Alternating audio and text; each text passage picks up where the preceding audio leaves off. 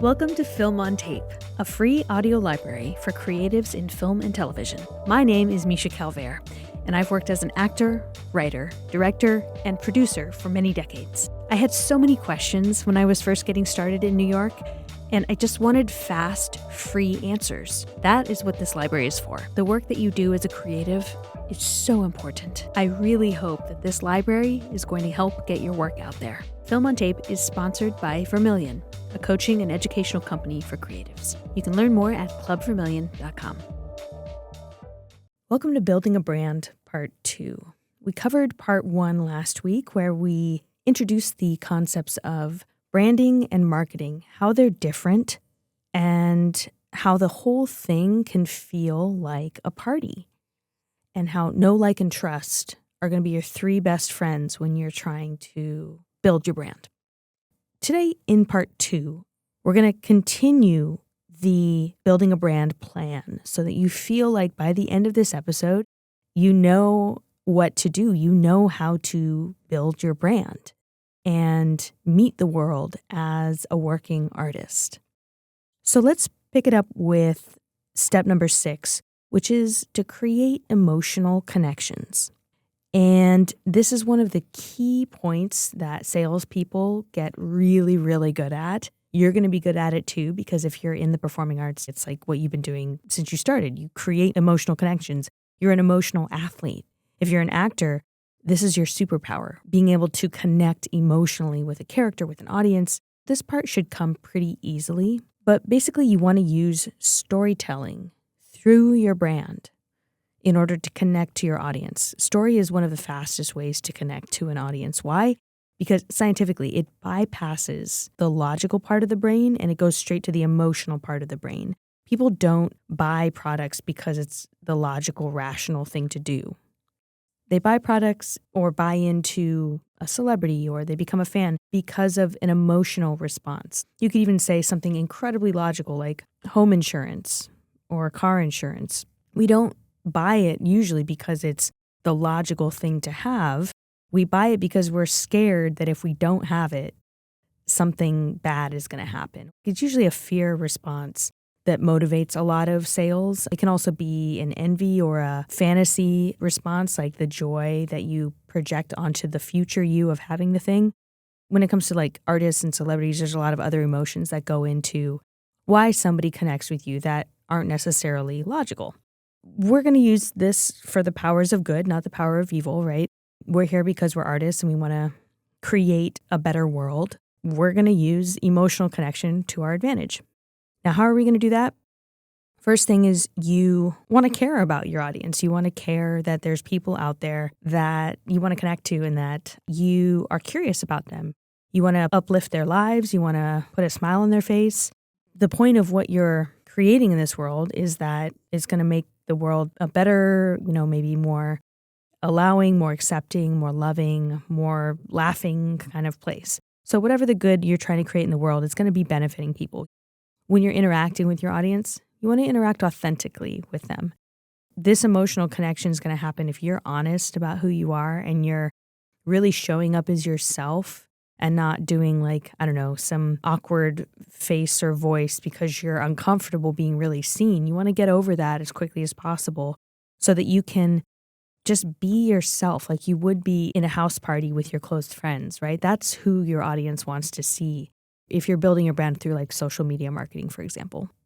You also really want to focus on your audience.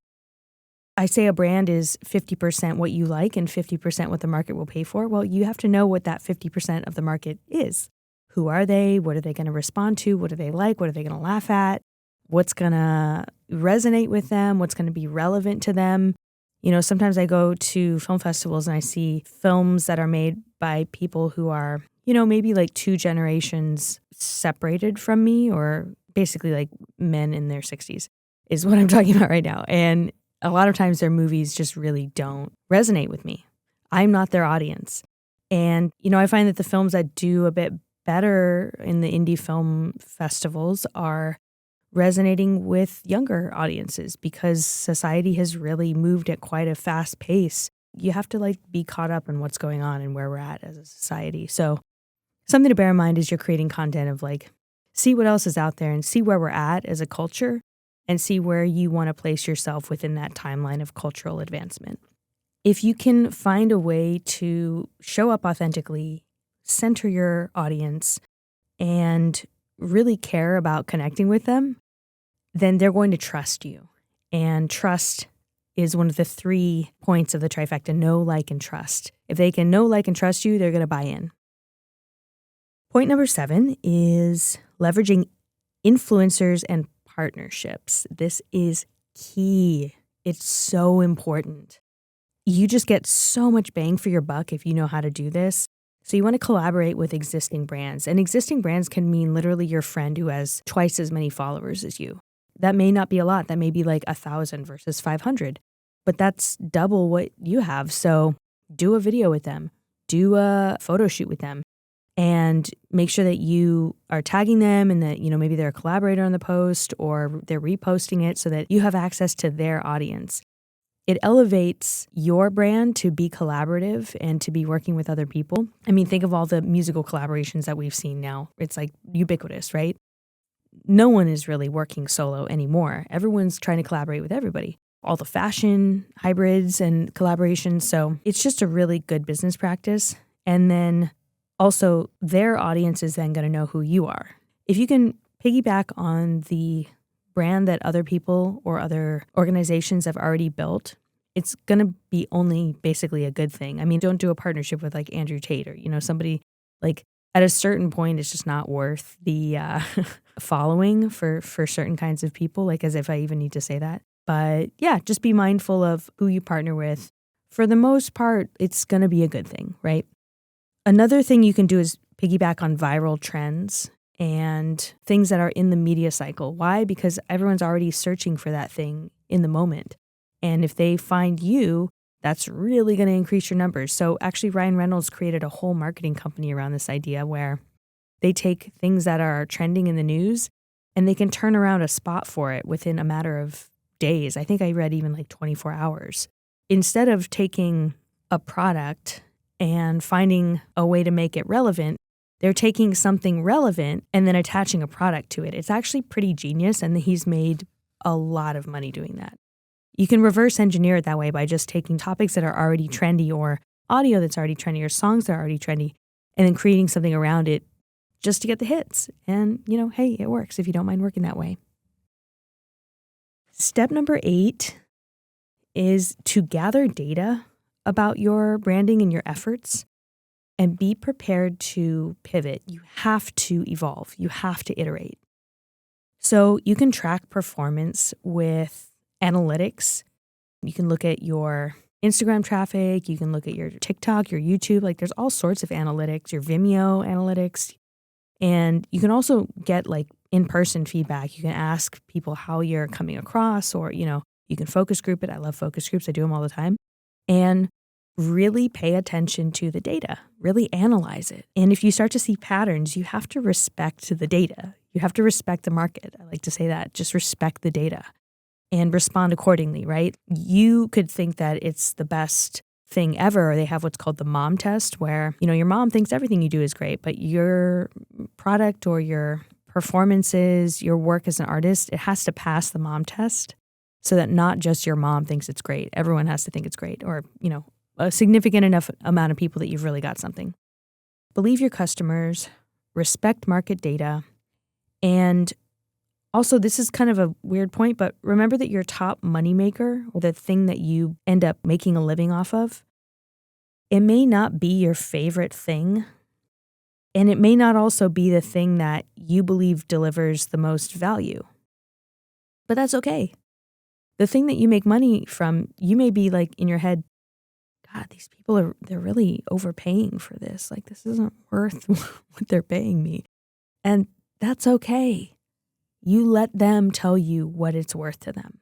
And meanwhile, like your other thing that you think is worth like $10,000 a piece or whatever, like your most valuable artwork, the performance of a lifetime, and like no one wants to go for it, that's okay too.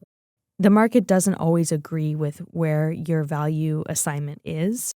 And honestly, it might be a marketing problem. It might be the way that you're marketing it to your audience and packaging it a little bit differently, or maybe tweaking the craft on it a little bit differently. That might help get a better alignment of your valuation of it and the market's valuation. All right, the final step is monetization. So you're building a brand because you're a business and you want to make money. So how do you do that? Well, your pricing should be commensurate with your confidence. So don't be scared to offer in the beginning pro bono or discounted products or services, especially when you're trying something new. Now, if you're in the startup world, this is almost a joke of like how many companies offer their service for free to basically everybody. It's like, okay, at what point are you actually going to start charging money here? The answer is you start charging money when you have the confidence to start charging money. And that's a leap, right? I am so excited to tell you that I'm launching a brand new slate of classes that are incredibly helpful on my website. Some of the classes include on-camera acting technique and how to self-produce your own film, actor self-care, which is something that nobody talks about, and how to write a feature film in 10 days, which I'm going to teach you how I did it and how you can do it too. And believe me when I say I poured my heart into these courses. Go to clubvermillion.com. I am so excited about this website. I can't wait to work with you.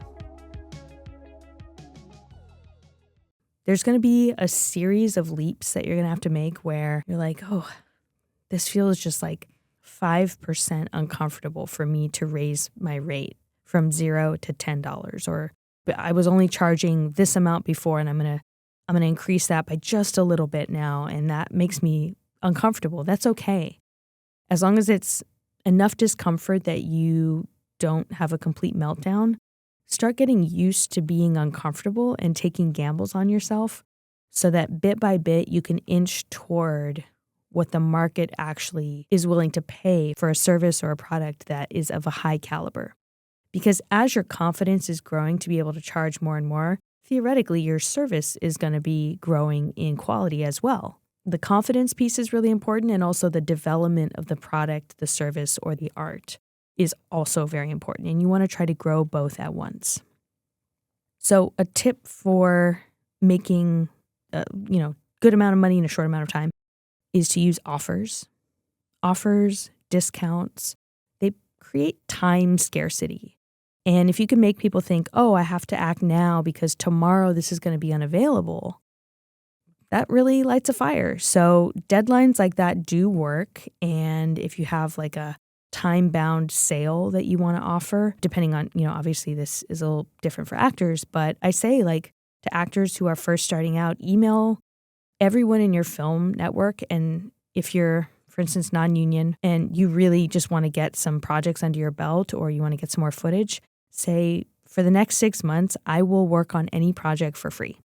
I will act in anything for free, whether it's stage or screen or what, you set the parameters. But that way you come into it with both an offer and self-respect. Because you say, I'm trying to build my footage right now and I would absolutely love to work with you. And guess what? I'm not going to charge you. So you can consider something like that. As far as how much your product or service is worth in the market, you want to try and figure that out. How? You look at the competition. You look at what people are making in the rest of the market. And if you don't like what you see, it might be time to jump markets. It might be time to look at a different geographical market. It might be time to diversify and go, let's say you've only been doing live action. Maybe you want to venture into voiceover because there's still work there. Or maybe you want to start doing more theater because that's available to you and, AI can't really touch theater yet. Think about how you want to adjust to the market and how your branding is going to need to adjust in order to meet that new market or markets.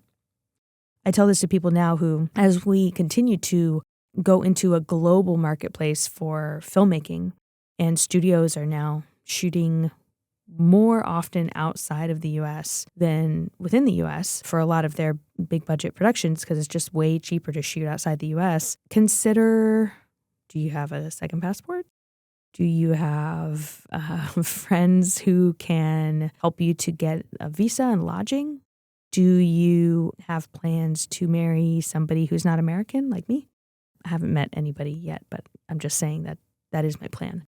If you're an actor, try and think about what other markets besides the market where I currently live are available to me, and how can I start to infiltrate those markets? So remember, all of this still has the ability to feel like a party. You go to a party, you're going to be creating emotional connections, hopefully. You're going to leverage your other relationships. If you're friends with the life of the party, yeah, you're definitely going to want to hang out with them at the party and let people see that you know the funny one.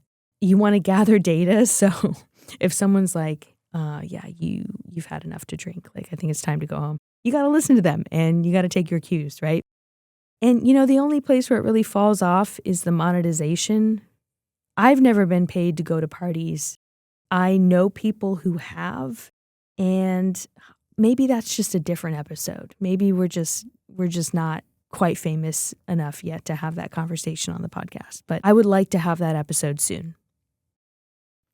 Here's some essential business tips when it comes to building your brand. You want to consider your capital. So most small companies have capital going into the beginnings of their company, whether they're bootstrapping with their own money or it's friends and families.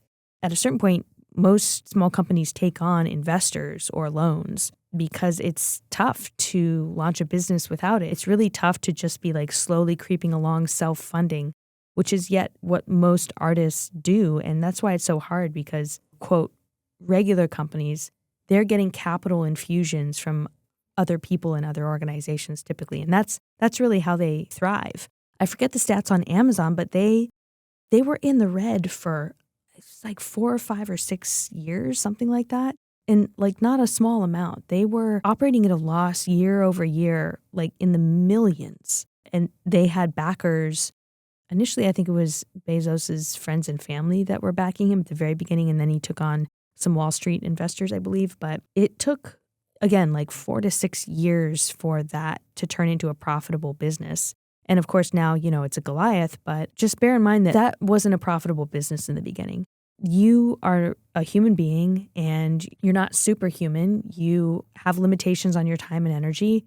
And if there's a way to get some capital infusion to help you through this process, keeping your eye on the prize of this is going to be profitable one day. And who are the people that are going to believe in me now so that they can give me the resources I need to really get this train moving? Something to think about, that maybe you don't want to be trying to do this all yourself. S Corps and C Corps, that's a legal structure. They do have major tax incentives. So a lot of people like to start an LLC for tax reasons. I prefer corporations. If you're able to do that, it's going to protect you financially and legally. Legally, if someone sues your company, they can just take everything that your company has, but they're not going to necessarily take what you personally have. So that's just an added protection. And then tax-wise, there's a whole lot of helpful things that happen when you have a corporation. So I really do recommend it if you can to start a corporation. And finally, who are you delegating to? Like I said, it's tough to do this alone. Are you working with some co-founders on this? If it's a production company, do you have collaborators, performance partners that you work a lot with, that you film stuff with? If you're an actor, do you have a director that you absolutely love who's an inspiration? You're each other's muses. Do you have interns like I do? Do you have an assistant? Do you work with online freelancers or mentees? Or are you paying people to mentor you or to teach you in classes so that you can get supported and get resourced in your journey and learn the info that you need to learn? Here's a few essential mindset tips to keep with you as you build this brand. And this is going to be really annoying because I know you've heard it before, but this is going to change everything.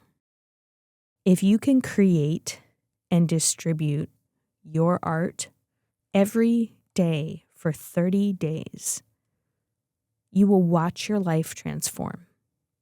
That art could be dancing, sculpture, photography, film, acting, writing. It could be anything. Almost nobody has that consistency. It's like this, like a triangle, like the number of people at the top who can consistently daily create and distribute daily is very small. It's very small. Please believe me. So if you can just simply get to the top of that triangle and be one of the very few, like 0.25% of people who actually are creating and distributing daily, you are going to see results. I promise you. Another mindset tip is to think about, what if your audience needs you more than you need an audience? What if your customers need you more than you need your customers? It flips the whole thing, and it goes from I need money, I need views, I need likes, to God, there's a lot of people out there who could really use this content. And it puts you in a position of helping them. And that responsibility is going to create better work. You're in a position to serve, to help. So it's just a good reminder to kind of reframe it like that and literally turn the tables 180 like that. I find it helps me to have more energy, more courage, more persistence. It's just a good thing.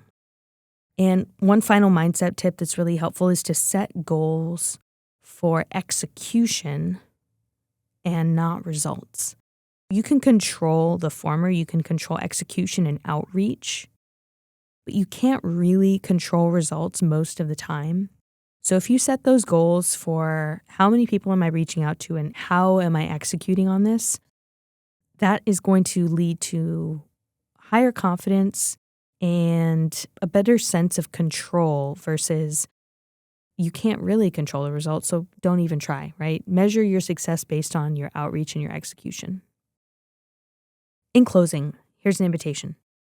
Take some time to create a blueprint for your brand for the next 7 days, the next 30 days, and the next 90 days. I am so serious about this. If you can stick to that blueprint for 90 days, you're probably going to be making money by the end of that 3 months. And that's it. You won't have time to listen to this podcast ever again because you'll be too busy working and making money. If you do end up making a blueprint for your brand and you want to share it and it worked, please DM me at Misha Calvert on Instagram and let me know that it worked, because we need success stories of artists who are taking their brand seriously, who understand that they're participating in a market, and also that they're showing up as human beings, as real people, combining the two and making magic. I've loved talking about branding with you. I could talk about it all day long. It's so fun for me. And I just want to thank you for being in this conversation. I really hope that it helped. And I can't wait to talk to you again next week. Thank you so much for listening to Film on Tape. If you like the way that I approach the industry, check out our other classes, consulting, and mentorship at clubvermilion.com. Vermilion is a home for artists and those looking to expand creatively. Whether you're an actor, a film professional, an entrepreneur, or a CEO, we'll help you find your voice and hone your skills to thrive in any market at any scale. You can schedule a free phone consultation at clubvermilion.com.